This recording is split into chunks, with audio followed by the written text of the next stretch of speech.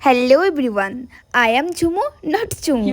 সবাইকে কোজাগরী লক্ষ্মী পুজোর আন্তরিক প্রীতি ও শুভেচ্ছা। লক্ষ্মী পুজোর দিন সকাল সকাল স্নান করে নিয়ে আমি ভোগ রান্নার দিকে লেগে পড়েছি।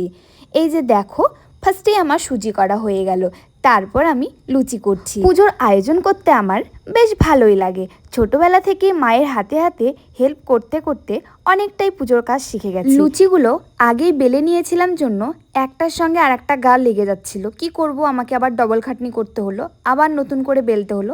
তবে যাই হোক। আর এইদিকে মা ঠাকুর ঘরে সব কিছু গুছিয়ে নিচ্ছিল। আর ফার্স্টেই আমাদের গোপুসোনাকে মা স্নান করিয়ে দিল, তারপর মা ফল আমানি করে নিল। আর এইদিকে আমাদের সব জোগাড় রেডি হয়ে গেছে।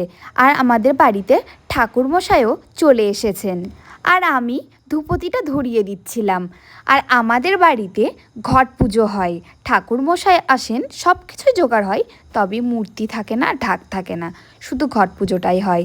এদিকে আমাদের পুজো প্রায় শেষের দিকে। আর আমি আর মা বসে থেকে পুজো দেখছিলাম। খুব ইচ্ছে ছিল শাড়ি পরবো, একটু ছবি টবি তুলবো, তবে কি করব, আর কাজের মাঝে আর রেডি হওয়া হলো না।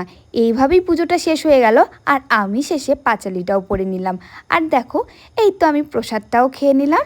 আর আমার মিনি ব্লগগুলো যদি ভালো লাগে তাহলে লাইক, কমেন্ট, শেয়ার করবেন। টাটাও।